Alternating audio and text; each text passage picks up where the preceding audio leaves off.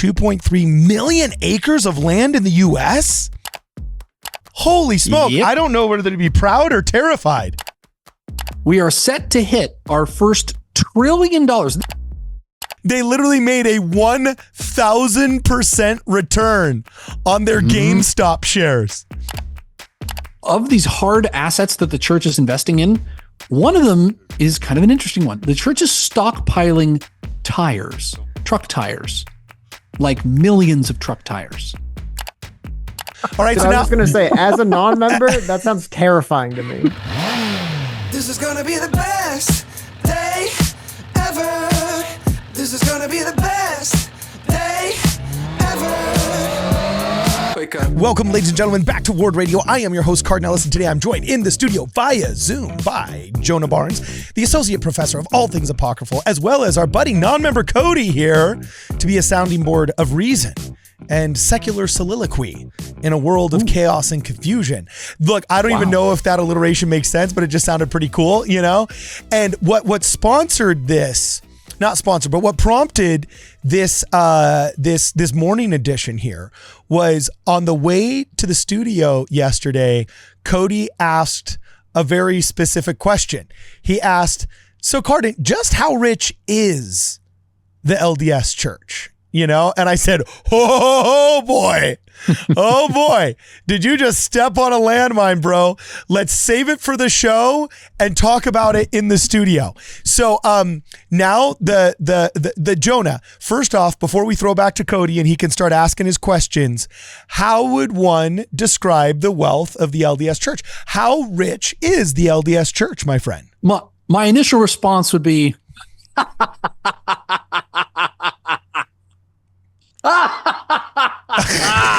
So it's an evil laugh. Be my initial response. Yeah. Okay. Cool. Cool. Yeah. The Church of Jesus Christ of Latter-day Saints is, I mean, an easy rubric that you can use to estimate how wealthy the Church of Jesus Christ is however wealthy you think it is.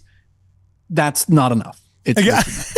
That's the basic rubric to help anybody trying to estimate. Journalists out there, pay attention. However rich you think they are, they're richer. Okay. So I love this meme that came up that literally said, how rich is the LDS church? All right. And then this was the rubric that I saw in our Discord, that somewhere between angels and puppies and a hate group, above neutral and below super racist, just suspiciously rich, according to the Southern Poverty Law Center, you know, and then, which I didn't even realize that supposedly they had actually made, or attempted to make, should I say, a petition on change.org to declare the LDS church as a hate group. That one was pretty rough. But talking brass tacks, this surprised me. We actually have our own Wikipedia entry here on Wikipedia of the list of the wealthiest religious organizations, of which apparently in North America, Wikipedia says 200 billion US dollars. Okay. In the bank at the Church of Jesus Christ of Latter-day Saints, which is like the GDP of a banana republic, I swear, you know, a nice banana republic. Yeah. A nice banana republic. But I think that's a very deceiving number, because if you're counting the real estate value of temples and chapels and church buildings, which at great sacrifice the members have built themselves, which is the case of the chapel that I attend and the one that I grew up in, as well as the one that I was first married in, and so on and so forth. Just because a building that the church built and the members built themselves with donations and their own labor and their own materials. For example, here in Los Angeles is now worth $20 million. That's not necessarily $20 million in the bank. But it's, you know, yeah, it's a hard asset. Yeah. Yeah. It's a hard asset. So there's your shoot answer, Cody, is that according to Wikipedia, you got $200 billion in the bank under the Church of Jesus Christ of Latter-day Saints. But now's your chance to ask all the questions, bro. You had some pretty good questions there when we were driving. Well, the big thing is that I'm actually, like, honestly, I'm kind of surprised. That's like not as much as I thought, really. Really? What would lead you to think more? I guess I'm using kind of like a weird scale. But like you guys, like, sounds like could maybe barely put together an offer to buy like the entire NFL that they would even you know what I mean? Like you can't even like go out there and like buy like a entertainment like the NFL is making 150 billion off of TV deals over the next decade. Every team is worth 5 billion. Like it's like that's a lot of money. Don't get me wrong, I'm talking 200 billion, but I mean like I don't know. Like you guys couldn't even like it's the kind of thing, you know, where it's like you could have a lot of money, but if you can't like go to like the nicest store and just buy whatever you want and walk out like I'll buy the store kind of thing. It's like you're not actually like super rich. You just got a lot of money. So like, okay, so no here's offense to the Mormon church, but I'm just saying I feel like you guys aren't in that like ultra baller stratosphere. You're in like you could buy a couple franchises, you know? You know who is in the ultra baller stratosphere? If you look on this list on Wikipedia, it's interesting. I saw this list about 2 months ago and they've changed it. It used to be that the Holy See, also known as the Vatican, had an unknown wealth, okay, and it says not available due to widespread properties globally, that was on top. It was on top of the list, and we were number 2. So what's interesting is now we're on the top of the list of the organizations, the religious organizations that have the most amount of wealth, simply because ours is the most that is trackable. And so, yeah, if you look at the Catholic Church, you know, if you look at the Catholic Church, how does one value the cathedral like St. Peter's Basilica? Like it's a UNESCO World Heritage Site. How does one value the cathedral at Notre Dame, right? Which is the subject of the Hunchback of Notre Dame and the whole 9 yards. It literally just becomes very priceless very quickly. So, Here's my rebuttal to that. It's hard to play football in the NFL when the land that the stadium is built on belongs to someone else, right? So that is what the $200 billion estimate, I don't know if that does or doesn't include just the land that the church owns. Like Cardin was alluding to, the churches, the real estate, these things. Yeah. So just for some historical context, the church left the United States of America. We left America. America was killing us. So we had to evacuate and we went to Mexico. And then some diplomats or some politicians signed some papers and they said, oh no, that actually is America again. And so whatever. So we're now back in America. But we founded essentially the whole Western United States. And the people doing the investments and things in the church have a very long horizon for their investments. They don't care if they get anything because no one can get anything from these investments because no one's paid. So instead they just say, we're going to invest in the best things and hold it forever. And so we've held on to all this land and real estate for 200 years. And so the portfolio value is unbelievably huge. In the Discord, there's a little map of the church-owned land by state. Really? Well, this is also how they fund all of their welfare. The thing that people forget is that, like, I grew up next to one of the church peach farms in California. People don't realize that California actually grows more peaches than the entire state of Georgia. We mine more petroleum than the entire state of Texas, and 2 out of 3 vegetables that are on the plates of Americans don't come from the Midwest, which is known as the heartland of America and the breadbasket of America. They actually come from the Central Valley of California. So the church's ownership of the land of the peach farms is almost completely for their program of giving peaches and food that has been canned professionally in a sanitary for free to people that need it and the poor. So anyway, here's the graph. It's on the screen now. The LDS Church owns at least 2.3 million acres of land in the U.S. That is 1 in every Florida. approximately. You guys got a lot of land in Florida, man. Yes, we do. The largest cattle ranch in the world is owned by the LDS Church in Florida. 690,000 acres. Now, this is, of course, at least what the church owns. This is at least what the church owns. This is kind of the bottom estimate of what we own. This is absolutely crazy, though. Look at this. The LDS Church owns 1 out of every 550 acres of privately held land. That is an astronomical number. Yeah. Holy smoke. Yep. I don't know whether to be proud or terrified. Like, I'm kind of one of those people that's like, no man should have that much power. No man should have that much power. At the same time, I'm like, I trust these people implicitly. You know? Well, I imagine, like, you know, McDonald's is probably kind of close too. And as far as, because there's so many locations in America and they own the land or wherever they put it. Now, again, they don't own like the big ranches you guys have and stuff. But I mean, like, yeah, like, I don't know, I'm not trying to disparage Mormon Church, but you guys seem like big players in the world as far as like, but you know, I don't think we're living under the thumb of Mormon money, you know? I don't think us non-members are just like at the mercy of whatever big money bag you guys throw around. Like you're kind of one of the. So here's an article, right? I just pulled it up right now, Cody. Check this out. Just a simple Google search yields that around 47,037 acres. The research suggests that McDonald's owns about 70% of the buildings and 45% of the land at its locations worldwide. Once all the math is done, calculations show that McDonald's owns around 47,037 acres of land. Ooh, and McDonald's only owns and operates about 15% of the locations directly. The remainder is run by franchisees, which I think would also have to be factored in the franchisees. When you click on the Yahoo Finance acreage here, Bill Gates owns 270,000 acres. Oh, that's adorable. Yeah, Good yeah, for which is a ton. And what's super interesting is the Catholic Church owns 177 million acres of land across the globe. Wow. So you said million? 177 million acres of land across the globe is owned by the Catholic Church. So at our piddly little, what is it? 2.3 million? 300 times, right? Wait, how much did you guys have in America again? Like, oh, I guess it's global, but they own 50 times. So we own no, but that's 80 times what McDonald's owns, and Catholic Church owns 50 times what we own. Yeah. Okay, that's all I'm trying to say. I think the Mormon Church is extremely wealthy. But again, you guys are like rubbing shoulders with the wealthy people, but there is still the actual richest organizations in the globe. And I feel like, you know, it's a good place to be. You don't want to be at the very top oppressing everyone with their money. You want to be in shoulder to shoulder, you know? All right, let me come at you from a different angle here, Cody. Okay, so the Catholic Church that owns 50 times the land and has all this great wealth has been accumulating this wealth for 2,000 years. Okay. Yeah, minimum, right?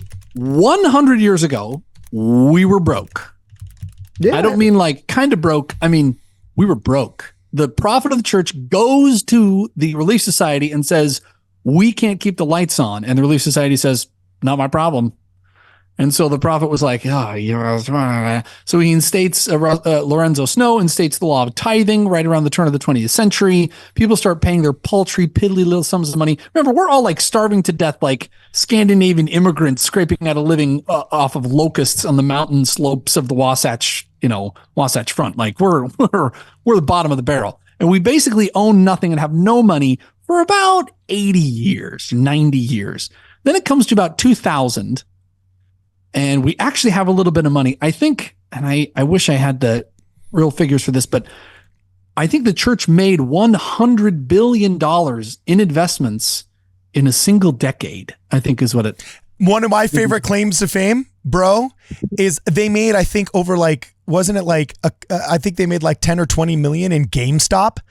GameStop. You got in on the GameStop? Dude, they got in early. They got in on the GameStop. They totally got in early on the GameStop run and totally bought and held until it was like super high. And then just like, I think they did sell at the peak or whatever because their people were smart.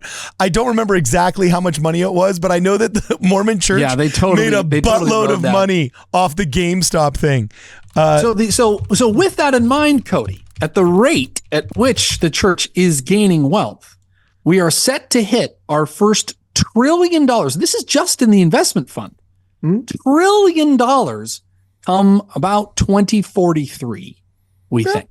So by the time when you are expecting your 12th child-ish or so, with this gorgeous blonde Nevadan LDS woman that we found for you, Cody. Found for you. Right about that time she's having number 12, we're going to be hitting about $1 trillion in the investment fund. Hey, speaking of hashtag make it a trillion, all right, because as Cody well knows, he's been a friend of mine for a long time, and 10% of my income goes to tithing, all right? 10% of my surplus, I like using the word from Merriam-Webster, from the Doctrine and Covenants, right? Anyway, here's the article from News Channel 8. The Church of Jesus Christ of Latter-day Saints was one of the biggest groups with diamond hands, making large profits from GameStop and Tesla stock earlier this year, documents show. Recent security filings show the church's investment branch, Ensign Peak Advisors, purchased a large quantity of GameStop shares, 46,000 shares to be exact. The LDS Church had bought 46,000 GameStop shares to be exact near the end of 2020. At the time of that purchase, the stake was valued at under $1 million, only about $867,000.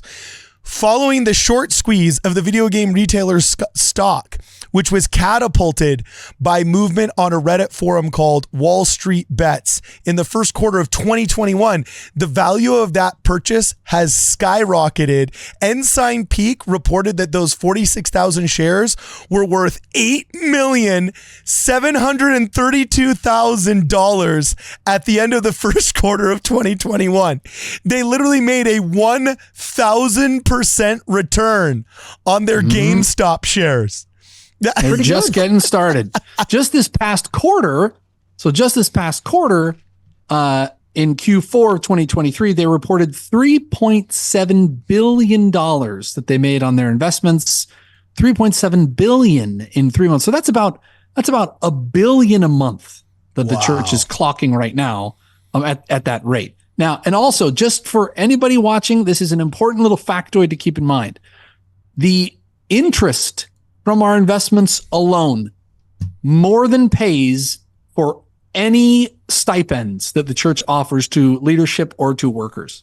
We can pay everyone in the church who receives any kind of a check, any kind of a stipend off of purely the interest that we generate from these funds. So any talk of like, I don't want my tithing going to pay for these clergy, like that doesn't happen. This is 100% from the investments that we have. And that is actually, is there like a end date at all of like once the investments get to a certain point, like tithing in general? I mean, like if you're just getting free money from investment interest, like why even collect tithing at a certain point, right? You're right. Yeah, it's actually, you can find it in the book of Matthew. It says that no man knoweth the hour, nor the time, nor the day of his coming.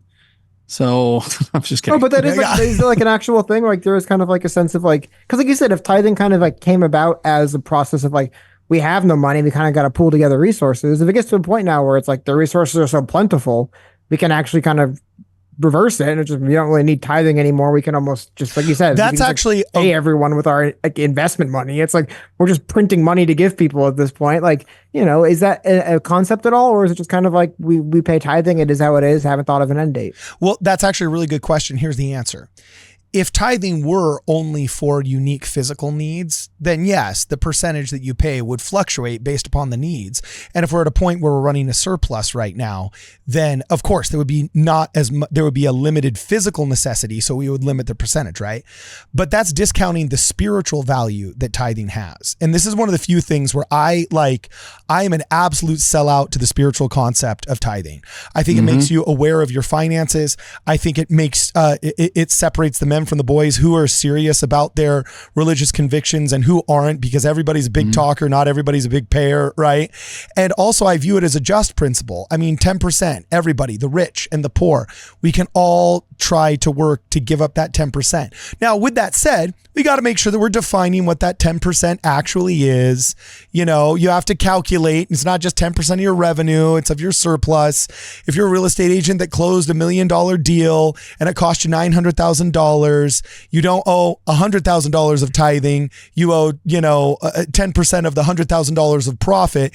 And it actually forces you to analyze your life, because as Ayn Rand said, money is a barometer of a civilization. And the microcosm of your family's finances is something that needs to be prayerfully considered sometimes, because that's how you de-stress your family. That's how you raise your family. That's how you calibrate all of your resources to be most efficient. So I love the gift of tithing, not just because it forces you to be hyper practical, but you also put your money where your mouth is. And I have plain old just noticed blessings. Like, we don't preach a prosperity gospel where we say like, oh, you give more money, you're going to get that house, you want that car, you want that private jet, you want so on and so forth. But I can say, as I have been more dedicated and rigorous in figuring out like what my tithe is and giving it, I have noticed spiritual blessings that are consistent with the law of the harvest as defined in scripture. So I think the reason why everybody keeps on giving and so on and so forth is because first, it's a spiritual principle, but second, that good question you had, Cody, about, well, why not like dial it back during times of plenty? Well, we kind of have. Like, for example, now if a church building needs to get built, it used to be the church would come down and say, all right, this church is going to cost $3 million to build. The central church is giving $1 million towards construction, but all 2,500 members that are going to attend there, you guys have to raise the other $2 million over the next 5 years. And you guys also have to help build. Like, we're going to build the frame, but you're putting up the drywall. You know what I'm saying? And that's how churches were built. So if you could sacrifice more money, you would give more money. If you could sacrifice more time, you'd go and you'd help hang the freaking drywall. And both of the chapels that I grew up in going to were built in the 40s, 50s, and 60s by members. One of the chapels, they had to drain the swamp that the land was on because that was the only land that they could afford. So they actually had to drain swampland in order to build the chapel. And now 60 years later, it's this beautiful kind of semi Art Deco, semi, 60s chapel in the heart of this beautiful community, where every once in a while you get like members that have like old black and white photos from the 40s and 50s of them actually working on the chapel. So now, because the church has ample resources, they no longer require members really in most of these places to actually build the chapels and the buildings themselves. They hire professionals. They have in-house construction firms, so on and so forth. So there is that effect you mentioned, Cody. But we're still giving, and it's going to hashtag make it a trillion. And when Jesus comes, I think the freaking banknotes that we make from whatever central church bank is created by the smart prophet that does it, man, those things are going to be the new gold standard, baby. Yeah. And just to echo that, Cody, so I don't even associate my tithing with the church's needs. I don't care if the church needs it or not. I don't pay it for the church. I pay it because I feel it's a commandment that I follow between myself and God. No one ever checks on your tithing. No one ever says, no, you said you made this much money, but your tithing was a little less. Like no one ever, it's a very personal law that I choose to keep. And I testify that it's a true thing. But the other part of this is, and you might dig this, Cody, is that of these hard assets that the church is investing in, one of them is kind of an interesting one. The church is stockpiling tires, truck tires, like millions of truck tires. Why would the church be stockpiling truck tires? And it's because... Is this a joke or is this real? This is not a joke. I feel like you're setting up for a joke. This is real? No. Oh, no, this is legit. Okay. There is a complete shutdown of the supply chain. Okay. If there is a cataclysm, right, and the world's falling to pieces, the church wants enough fuel, diesel fuel, truck parts, including truck tires, that they can outfit a gigantic fleet of trucks to transport the meat they grow in Florida and the vegetables they pick in California and the storehouse in Utah.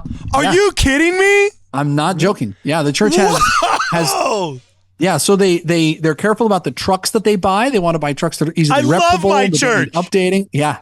Because in case the whole world goes to heck, they want to be able to keep the supply chain running. Wait, but that's why we have Joshua Graham. That's why we have Joshua Graham. All right. So I was going to say, as a non-member, that sounds terrifying to me. There's a rich group of people stockpiling fuel and tires. Like, oh yeah, no one's going to need those when everything goes to hell. Oh, so they own transportation. They own the wheels. They can move things and we can't. No, Cody, look. I'll give you the advice. Hey, if ever things go wrong, Cody, if ever things go wrong, you just go find the Mormons. No, you just go find them, man. You just go find them. Okay, last question for Vegas, Cody. Man, that's why I feel like I'm in Vegas. You're in Vegas. If everything pops off, one, we're not a super high target, and two, I know there's a lot of friends of Moroni out here, right? They'll right. Okay, last question is Cody. So those that would hate us, it's hard to believe, but just like there's anti-Semites out there, there's anti-Mormons out there. Many of them hate watch our channel and comment, as you will notice in the comments below. And hi everybody, you all know who you are. And they oftentimes try and lob little, digital Molotov cocktails in the comment section, say, but what about the City Creek Mall? But what about the City Creek Mall? And different investments that the church has made. Do you feel, just as an outsider who's unfamiliar with the pseudo scandals that the anti-Mormons try and drum up, one of the things that the church did was, in this time of surplus, they said, wow, we've got enough interest just on the tithing that we've received. We can actually make straight up real estate investments. And some of this land that we got in Salt Lake City can actually be made into a functional mall, like a high-end mall. And if this is all surplus cash, we can either invest it in the stock market or we could just do our own real estate venture. So they built a mall, and it's like the most wildly successful and awesome, like profitable mall in Salt Lake City that makes them buku cash better than if they just invested it in like the S&P 500. So do you think, does that seem wildly scandalous to you, or do you think, hey, whatever, I mean, do what you want, because if that's how you pay for the poor, go for it. Like, where do you land on that? It's not scandalous, and ultimately it's your money. I think it just comes down more to the fact of like, it's like the Spider-Man thing, right? With great power comes, dude, if you got almost $1 trillion, I want to see something, dude. As long as it's like something's happening with it, and it's not like you're just sitting on $1 trillion, it's easy. But it's just the bigger that number gets, the more people are like, all right, cool. Where's like the flying church or whatever? Like, what are you spending this money on? Like, so as long as the things you guys are spending it on, you can kind of point to and say, look, it's here. Okay, so before we end, Jonah, what would your thing be that you point to at the drop of a hat? I have a couple ideas in my hand, but what's an initiative recently that was done where you'd say, oh, this was a really, really great use of the millions of dollars that the church has gotten off of a lot of these investments that in my mind does great benevolent things. I've got an idea. Want me to go first? You want to go first? I got one. So let's see. March 4th. What was that? Monday? Okay. Today. Yeah. So Monday, the church donated, what was it, $20 or $30 million to Columbia World Food Program to feed over 1,000 different children who were nutrition insecurity. That was Monday. Get out of town. Okay. Monday. That was Monday. Oh, I got to look this up. Can you put an article in the Discord? Yeah. Oh, you know what? Right here. No, actually, I see on the church news article here in the Discord. Holy smoke. They donated that much to we got to do a video on that, bro. And then that's Monday, man. That's like one day. Like this stuff pops up all the time. The media never covers it. Nobody ever wants to cover it. Good news is usually not that exciting. Here's mine that I thought of, and there's a picture of you in front of one of them. The giving machines, bro. Oh, yeah. The giving machines. Giving machines. Have you seen the giving machines around LA or around Las Vegas, Cody? I'm not sure. So do you remember classic Redbox where you could rent the DVDs from like the vending machine? Well, the church has done this big initiative where they put giving machines where when you go up, you can give $5, $50, $20 or whatever. And it dispenses this cool little, it's like a card, right, Jonah? Yeah. It dispenses like a card that says, congratulations, you just gave a food challenged family in South America a goat, because goats have been proven to be wildly successful at helping with familial nourishment because, they can be fed inexpensively. You can get their milk. You can slaughter them for protein. They give birth very easily and quickly. They're also they're easy to maintain, and so on and so forth. They'll also say, for $10, you just bought 100 blankets for disaster relief allocated in Africa. Or look, you gave $50. Oh, awesome. You were just able to buy, 350 diapers for a single mom in Chicago or whatever, And so you go up, and instead of buying like a Gatorade for $5 and getting the Gatorade out, you go up and you get kind of like a voucher for what you spent on charity and donated. And the Mormon church matches it. If I'm not mistaken, Jonah, isn't it like if you give $5, they've got other charities that will also match it, and then their funds will also be chipped in order to, there's some kind of matching that they do. So that happens frequently. I don't know if that happens worldwide. That happens frequently that the church says, will match it. The church does, however, cover 100% of the logistical costs. So if you spend $30 in Chicago and you want to give somebody a goat in Ecuador, the church will pay 100% of all the overhead and the logistical to get that goat to the people in Ecuador who need it.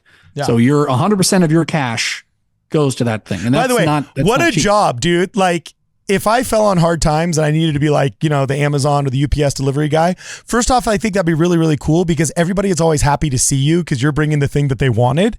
So that's kind of cool, right? But what if you're the goat delivery guy? Like, you're driving around this van full of a bunch of goats and it's like, bah, you're trying to like chase them down. You actually leave the door open. 20 of them run down Main Street. You know what I'm saying? You have to tell your boss, we lost 3 goats today. Like, it's charity stuff's good, obviously. And I mean, I'm speaking a little bit, I don't want to say selfishly, but just kind of the way I view things is more personal now.